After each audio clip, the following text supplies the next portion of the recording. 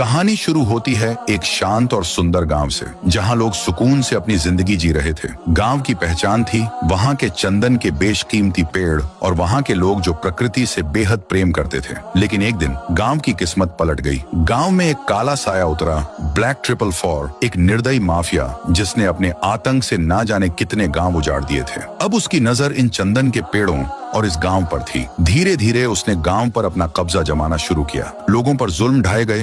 हंसता खेलता गांव अब सिसकियों में बदल चुका था। सन्नाटा, डर और खून की बू गांव की पहचान बन चुकी थी। कुछ ही दिनों बाद एक और तबाही गांव की तरफ बढ़ रही थी। तुंग तुंग सहूर। ये कोई आम इंसान नहीं था। उसके शरीर से बिजली जैसी तेजी निकलती थी। उसकी आंखों में मौत थी। उसने खुद को प्रकृति का नाशक घोषित कर रखा था। वो भी चंदन के पेड़ों को अपनी ताकत में बदलना चाहता था। पर उसे क्या पता था कि इस गांव में रेस्टार भी है, वो रक्षक जो खुद आग में जला है पर दूसरों के लिए छांव बना है। एक रात ब्लैक 444 ने गांव पर हमला कर दिया। गोलियों की बौछार, आग के गोले और लोगों की चीखें, पूरा गांव तबाह हो गया। बूढ़े, बच्चे, औरतें, कोई नहीं बचा। जब रेस्टार वहां पहुंचा तो उसकी आंखों के सामने जलती लाशें, बिखरी जिंदगियां और राख बन चुकी उम्मीदें थीं। वो घुटनों के बल गिर पड़ा। आंसुओं में डूबा वो इंसान अब बदले में बदल चुका था। उसने जमीन को छुआ और कसम खाई, अब या तो मैं रहूंगा या ये दोनों शैतान। 2 दिन बाद ब्लैक 444 और तुंग तुंग सहूर दोनों एक ही समय पेड़ काटने पहुंचे। दोनों के बीच आंखों ही आंखों में जंग शुरू हो गई। पर तभी वहां पहुंचा रेस्टार। उसके चेहरे पर कोई डर नहीं, सिर्फ क्रोध था।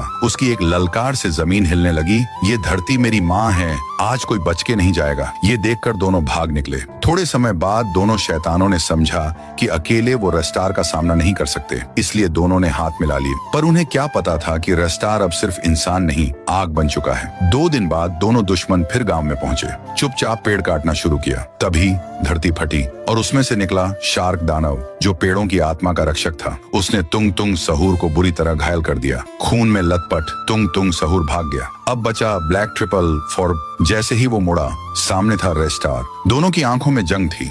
धुआं, आग और गोलियों की गूंज। पेड़ हिल रहे थे, धरती कांप रही थी। एक आखिरी बार और धुएं के बाद जब सब साफ हुआ, ब्लैक 444 की लाश जमीन पे पड़ी थी। उसकी आंखें अब भी खुली थीं, पर जान जा चुकी थी। रेस्टार ने गांव को फिर से खड़ा किया। चंदन के पेड़ों को बचा लिया, लेकिन उसकी आंखों से खुशी गायब थी। वो मुस्कुराया, पर दिल में दर्द अब भी जिंदा था। तुंग तुंग सहूर अभी जिंदा था और कहानी अभी खत्म नहीं हुई थी। क्या आप चाहेंगे टोंग टोंग सहूर पार्ट 2 लिखा जाए? अगर हाँ तो बताइए। अगली जंग और भी ज्यादा तबाही वाली हो।